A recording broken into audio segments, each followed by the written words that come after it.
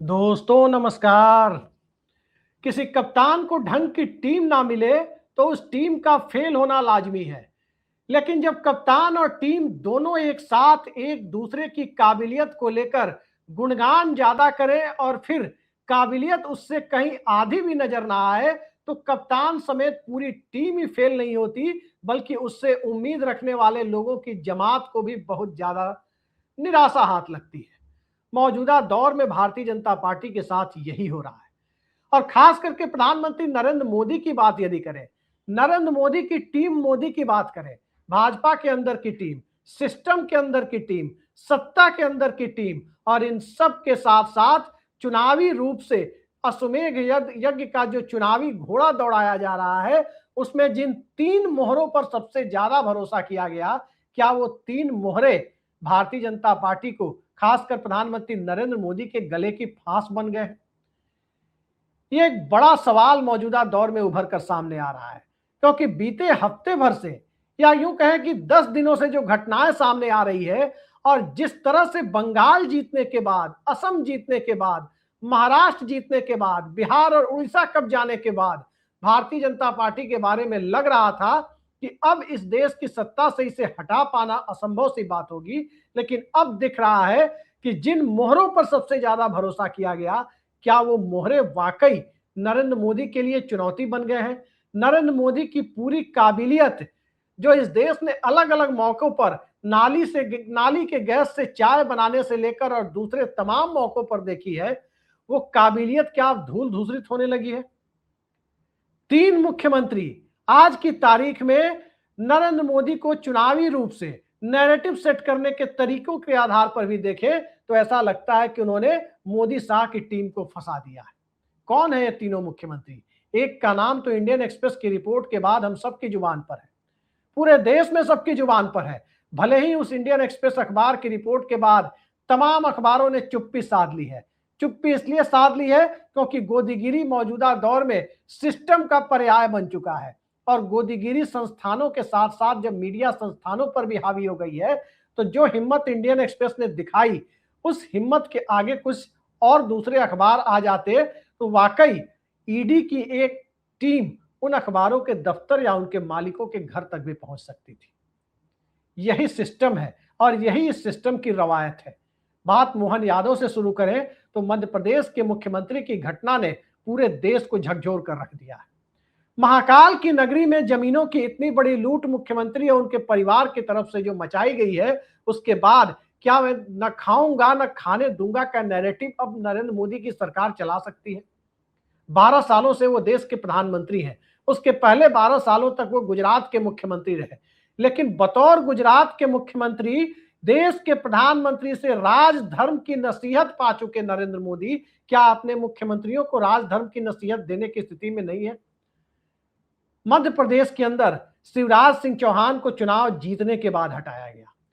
पर्ची सिस्टम से लाया गया था मोहन यादव को, और मोहन यादव के मुख्यमंत्री बनने के बाद जिस तरह की घटनाएं सामने आ रही है, उसके बाद क्या भारतीय जनता पार्टी अब चाल चरित्र और चेहरे या पार्टी विद द डिफरेंस के पुराने नैरेटिव को फिर से लोगों के बीच में ले जाने की स्थिति में खुद को देख पा रही है? स्वाभाविक है कि नहीं देख पा रही है। अब चलते हैं दूसरे मुख्यमंत्री की तरफ। बिहार के मुख्यमंत्री सम्राट चौधरी, इकलौता हिंदी भाषी प्रदेश जहां भारतीय जनता पार्टी का मुख्यमंत्री कुछ महीने पहले तक कभी बना नहीं था, लेकिन अप्रैल 2026 आते आते बीजेपी की वो हसरत पूरी हो गई।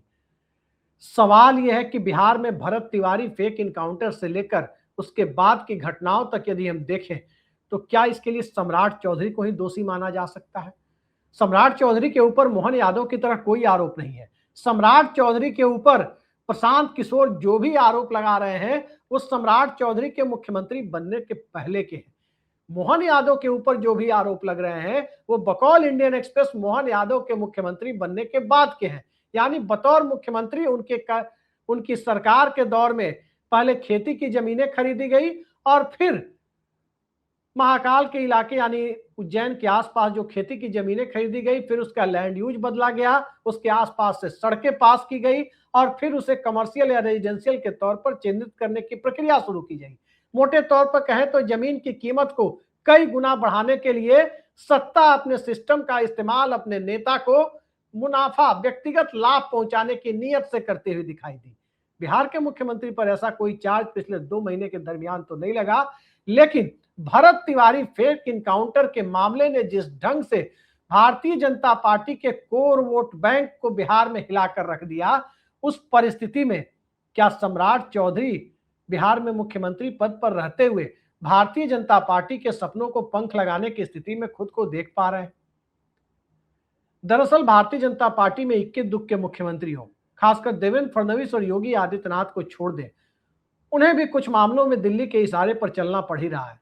लेकिन बाकी के जो तमाम भाजपा के मुख्यमंत्री हैं, वो मुख्यमंत्री, उन मुख्यमंत्रियों से आप चंद्रबाबू नायडू जैसी उम्मीद नहीं कर सकते। उन मुख्यमंत्रियों से, भाजपा के उन मुख्यमंत्रियों से आप भगवंत मान की तरह शासन चलाने की उम्मीद नहीं कर सकते। थलपति विजय या डीके शिव कुमार की तरह एक मुख्यमंत्री की तरह शासन चलाने की उम्मीद नहीं कर सकते।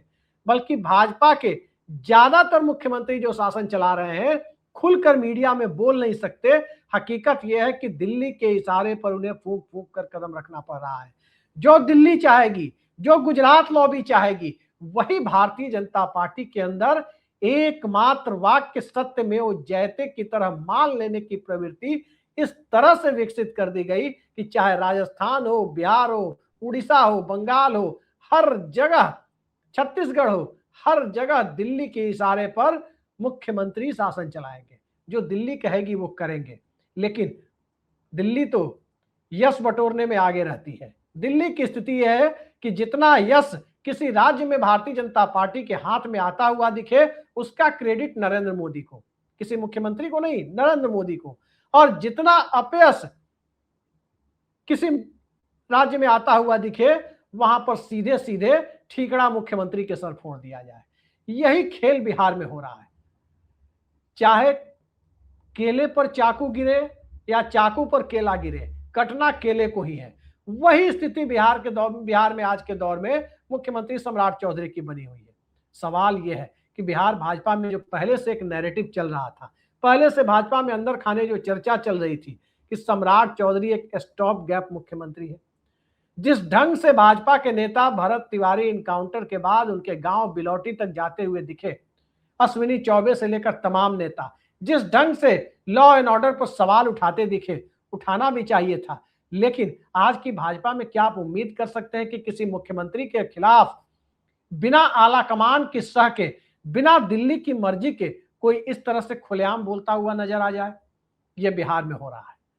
और बिहार में हो रहा है तो लोगों के मन में सवाल उठना लाजमी है कि क्या वाकई बिहार के मुख्यमंत्री को बदलने की प्रक्रिया शुरू हो गई है? याद कीजिए मणिपुर की उस दुखद त्रासद घटना को, अंतरराष्ट्रीय स्तर पर जिसने सुर्खियां बटोरी, पूरे देश को शर्मसार कर दिया। दुनिया के सबसे बड़े लोकतंत्र के तौर पर जो भारत की छवि थी, उसे गहरा धक्का पहुंचाया मणिपुर से जो फुटेज सामने आई उसने। लेकिन किसी भी भाजपा नेता ने मणिपुर में भारतीय जनता पार्टी के शासन और लॉ एंड ऑर्डर के ऊपर सवाल तक नहीं उठाया। बिहार के अंदर जिस ढंग से सवाल उठ रहा है, वो सवाल लोकतंत्र की खूबसूरती को तो दर्शाता है, लेकिन भारतीय जनता पार्टी के अंदर सब कुछ सामान्य है, ये इससे कतई जाहिर नहीं होता। अब जरा बिहार के पड़ोस में देखें, 4-4 सेक्शन में आज अभी इस वक्त जो खबर मिल रही है, अयोध्या में चंदा और चढ़ावे के ऊपर जो लूट मचने की खबर सामने आई, उसमें एफआईआर तो हुई है, लेकिन पैसा लेकर कौन चंपत हो गया, कहां चला गया, वहां एफआईआर कराने में भी हफ्ते 2 हफ्ते लग गए। जब पूरे देश में इसकी चर्चा होने लगी, तब जाकर के इस मामले में एफआईआर दर्ज की गई। सवाल ये उठता है कि जिस टिन्नू यादव और अनुकल्प मिश्रा के खिलाफ या कुछ अन्य लोगों के खिलाफ जो एफआईआर दर्ज हुई है, उसमें ऊपर की बड़ी मछलियां कहां हैं? उनके खिलाफ एफआईआर दर्ज क्यों नहीं हुई? किसे बचाने के लिए उन लोगों पर एफआईआर दर्ज नहीं हुई? ये एक बड़ा सवाल है। और इस सवाल के दायरे में चाहे उत्तर प्रदेश के अंदर शंकराचार्य के साथ सत्ता के शीर्ष पर बैठे हुए लोगों की भिड़ंत हो, चाहे इसी उत्तर प्रदेश के अंदर इनकाउंटर मॉडल और बुलडोजर मॉडल का सवाल हो, चाहे लोकसभा चुनाव में भारतीय जनता पार्टी जो सीधे हाफ होती हुई नजर आई है, उसमें बीजेपी के परफॉर्मेंस का सवाल हो, क्या योगी आदित्यनाथ नरेंद्र मोदी के लिए चुनौती बनते जा रहे थे और उस चुनौती से निपटने के लिए गुजरात लॉबी के पास कोई रास्ता नहीं बचा? इन तमाम सवालों के दायरे में अगर बीजेपी के अंदर की अंतःपुर की राजनीति को देखें तो एक पिरामिड थ्योरी की तरह बीजेपी की पूरी राजनीति चलती हुई दिखाई दे रही है। पहले एक सीधी रेखा की तरह बीजेपी की राजनीति चलती थी। दिल्ली में अशोका रोड भाजपा मुख्यालय, बहुत साफ साफ कहें तो अटल आडवाणी की जोड़ी के हाथ में, और दूसरा नागपुर के हाथ में। नागपुर और दिल्ली के बीच में भारतीय जनता पार्टी चल रही थी। लेकिन अब एक पिरामिड थ्योरी के तहत भारतीय जनता पार्टी एक तरफ गुजरात लॉबी, दूसरी तरफ नागपुर और तीसरी तरफ दिल्ली की सत्ता में बैठे हुए लोग, जिसमें ज्यादातर गुजरात लॉबी के ही लोग हैं। यूं कहें कि पूरी तरह से गुजरात लॉबी है। तो इस पिरामिड थ्योरी के भीतर भारतीय जनता पार्टी के अंदर क्या पक रहा है, किस तरह का वो पॉलिटिकल गैस चैम्बर बना हुआ है, ये एक सवाल अपनी जगह तो बना ही हुआ था। सवाल ये है कि आज की तारीख में कई जगह सत्ता घिरती हुई क्यों नजर आ रही है। आज तो बात हम सिर्फ 3 मुख्यमंत्रियों की ही कर रहे हैं कि 3 मुख्यमंत्रियों के ऊपर जो आरोप है, क्या इनके लिए ये तीनों ही जिम्मेदार हैं या इन तीनों को बनाने वाले भी जिम्मेदार हैं? किसी ने भी नहीं सोचा था कि मध्य प्रदेश के अंदर मोहन यादव कौन बड़े नेता हैं जिन्हें मुख्यमंत्री के तौर पर नामित किया जाए। शिवराज सिंह चौहान, उमा भारती, कैलाश विजयवर्गीय, तमाम नरेंद्र सिंह तोमर, तमाम बड़े नेताओं को दरकिनार कर मोहन यादव को लाया गया। क्या परिस्थितियां थी? क्या इसी मकसद से लाया गया था जो आज उज्जैन में महाकाल की नगरी में देखने को मिल रहा है, 250 एकड़ से ऊपर की जमीनों को लेकर देखने को मिल रहा है? यह सवाल अपनी जगह है। क्या नीतीश कुमार के उत्तराधिकारी के तौर पर जब सम्राट चौधरी को लाया गया, सिर्फ नीतीश कुमार की पसंद समझ के लाया गया? और नीतीश कुमार जिनको सुशासन बाबू कहा जाता था, नीतीश कुमार ने तो अपनी तरफ से ऐसे पसंद का चुनाव नहीं किया होगा। ऐसे में सवाल यह उठता है कि क्या सम्राट चौधरी को दिल्ली फ्री हैंड नहीं दे रही है, जिससे बिहार के अंदर अलग तरह की परिस्थितियां पैदा हो रही है और इससे भारतीय जनता पार्टी के कोर वोट बैंक को भी नुकसान पहुंच रहा है। तीसरी तरफ बात उत्तर प्रदेश की करें।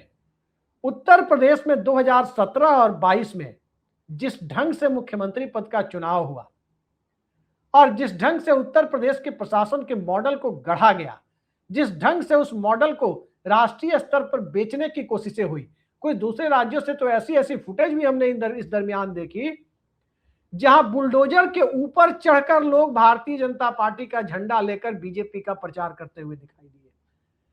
यानी एक तरह से जिस मॉडल को भारत की न्यायिक व्यवस्था में कोई स्वीकार्यता नहीं है, उस मॉडल की ब्रांडिंग करते हुए जनमानस के बीच में अपनी जगह बनाने की कोशिशें बीजेपी के लोग करते हुए दिखाई दिए। तो क्या वही मॉडल उत्तर प्रदेश वाला बीजेपी पर भारी पड़ रहा है? लोकसभा चुनाव पर यदि हम नजर डालें तो 2014 के लोकसभा चुनाव में अलायंस पार्टनर की सीटों को, एनडीए के छोटे दलों की सीटों को छोड़ भी दिया जाए तो बीजेपी के पास यूपी, बिहार और मध्य प्रदेश को मिलाकर 120 सीटें थी। यानी भारतीय जनता पार्टी की 40% सीटें इन राज्यों से आ रही थी। बात यदि 2019 की करें तो 2019 की परिस्थितियों में भी भारतीय जनता पार्टी के पास 97 सीटें इन राज्यों से निकल करके आ रही थी, 107 सीटें इन राज्यों से निकल कर आ रही थी। और बात यदि अब आकर के 2024 की करें, जिसमें 400 पार का नारा पूरी तरह से बिखरता हुआ दिखाई दिया, तो वहां इन तीनों राज्यों में भाजपा को सीटें कितनी आई? यूपी में 33, बिहार में 12 और मध्य प्रदेश में 29 की 29 मिल गई थी। यानी 45 और 29, 74 सीटें भारतीय जनता पार्टी पहुंची। जब यह आंकड़ा इन तीनों राज्यों में 120 से घटकर 74 तक पहुंच गया और अब जिस ढंग के कारनामे सामने आ रही है, उन कारनामों को देखते हुए जो बोल प्रधानमंत्री नरेंद्र मोदी 2017 के यूपी चुनाव के दरमियान अखिलेश यादव की सरकार पर प्रहार करते हुए बोल रहे थे कि अखिलेश जी आपका काम बोलता है, आपका कारनामा बोलता है, आज की तारीख में भारतीय जनता पार्टी को क्या कहा जाए?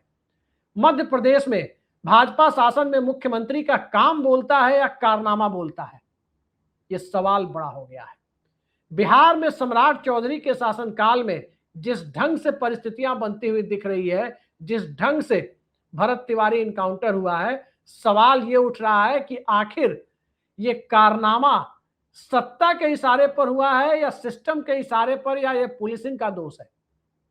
और जिस ढंग से उत्तर प्रदेश में बुलडोजर मॉडल की वाहवाही की गई, इस बुलडोजर मॉडल के दायरे में अगर चढ़ावा चोरी तक मामला पहुंचता हुआ दिखाई दे रहा है, शंकराचार्य के साथ टकराहट की स्थितियां बन रही है, यहां तक कि यूपी में यह भी देखा गया पिछले कुछ सालों में कि किसानों के ऊपर लखीमपुर खीरी में जो हुआ, दीक्षित परिवार के ऊपर जिस ढंग से कानपुर में देखने को मिला, इंस्पेक्टर सुबोध कुमार सिंह के साथ जैसे दुखद घटना उत्तर प्रदेश में हुई, और जिस ढंग से उत्तर प्रदेश के अंदर हाथरस में उस बच्ची के साथ, उस लड़की के साथ जो गलत घटना हुई, क्या इस मॉडल को बेच करके भारतीय जनता पार्टी दिल्ली में अपना चुनावी अश्वमेध यज्ञ का घोड़ा और इतिहास में अपने लिए जगह बना सकती है? इतिहास के उदाहरणों को देखें तो मोहम्मद शाह रंगीला का शासन में 29 साल का था, 1719 से 1748 तक का, कोई याद नहीं करता। 4.5 साल के शेर शाह सूरी के शासनकाल और उसके योगदान को, चाहे वो जिला और परगना की व्यवस्था हो, जमीन की मापी की व्यवस्था हो, लगान की व्यवस्था हो, रोड की व्यवस्था हो, जीटी रोड जैसे बड़े बड़े काम हो, उसी 4.5 साल को इतिहास में जगह मिलती है, वरना मोहम्मद शाह रंगीला के 29 साल के शासनकाल को एक पैराग्राफ भी इतिहास की किताबों में नहीं मिलता। आज की तारीख में सत्ता ने जिस ढंग से मुख्यमंत्रियों का चुनाव किया, सत्ता ने जिस ढंग से कैबिनेट में मंत्रियों का चुनाव किया, उसमें मंत्री की नाक के नीचे पेपर लीक, तब भी मंत्री का इस्तीफा नहीं। सरकार के सिस्टम के बीच में कई सारे अलग मामले, राजेश एक्सपोर्ट का मामला सामने आया, क्या हुआ उसके बाद किसी को पता नहीं। 15 लाख करोड़ रुपए किसके थे जो उसने मुनाफे के तौर पर दिखाए, वो कहां से आए किसी को पता नहीं। किस ढंग से हिंडनबर्ग की रिपोर्ट आई, उस पर अलग से लीपापोती। तो इन परिस्थितियों में आखिर दुनिया के सबसे बड़े मिडिल क्लास और सबसे बड़े जागृत लोकतंत्र की बुनियाद रखने वाला भारत, भारतीय जनता पार्टी के इस शासन के दौर को, 12 सालों की पूरी परिस्थितियों को समग्र रूप से आकलन करने के बाद क्या खोया क्या पाया वाली स्थिति में किस तरह से देख रहा है, किस तरह से वाकई देख रहा है, या वाकई अभी भी चुनावी हिंदुत्व के हैंगओवर में किसी को ठीक कर देने वाली मानसिकता बरकरार है। 5 किलो राशन अभी भी शासन के वरदान के तौर पर जनता के बीच में देखा जा रहा है। इस सवाल का जवाब आने वाले समय में चुनाव में तो जरूर मिलेगा। सवाल यह है कि भारतीय जनता पार्टी वोट किस नाम पर मांगेगी। देश के खजानों पर कोई खूनी पंजा नहीं पड़ने दूंगा, ये बयान नरेंद्र मोदी के हैं, लेकिन जमीन रूपी खजाने पर इंदौर में कौन सा खूनी पंजा पड़ा हुआ है, उज्जैन में कौन सा खूनी पंजा पड़ा हुआ है, ये एक सवाल है।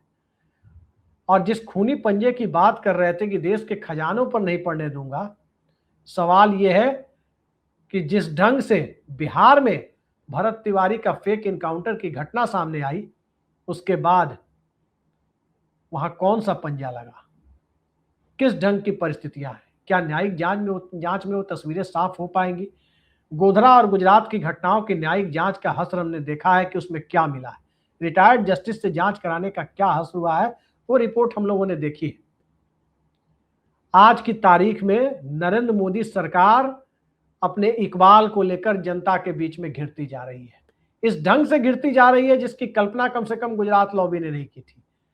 फिर अब आगे क्या इसके लिए भी राहुल गांधी जिम्मेदार माने जाएंगे? क्या इसके लिए भी राहुल गांधी को कोई बड़ा जन आंदोलन करना होगा? पब्लिक है, पब्लिक के बीच सारी चीजें पहुंच रही है। गोदी मीडिया भले ही ना दिखाए, सोशल मीडिया दिखा रहा है। इंडियन एक्सप्रेस जैसे कुछ अखबार भी इस बात को लेकर सीधे सीधे सामने आ रहे हैं। सारी घटनाएं भले ही नहीं खुल रही, लेकिन जो खुल रही है वो होश उड़ा देने वाली घटनाएं हैं। आगे देखते हैं। मोदी सरकार जब कैबिनेट रिसफल की बातें कर रही है, कैबिनेट में फेरबदल की बातें कर रही है, उसकी खबरें जब सामने आ रही है, उस दौर में क्या मुख्यमंत्री परिवर्तन की गुंजाइश भी कुछ राज्यों में बनेगी? देखते हैं क्या होता है। आज के लिए इतना ही। नमस्कार।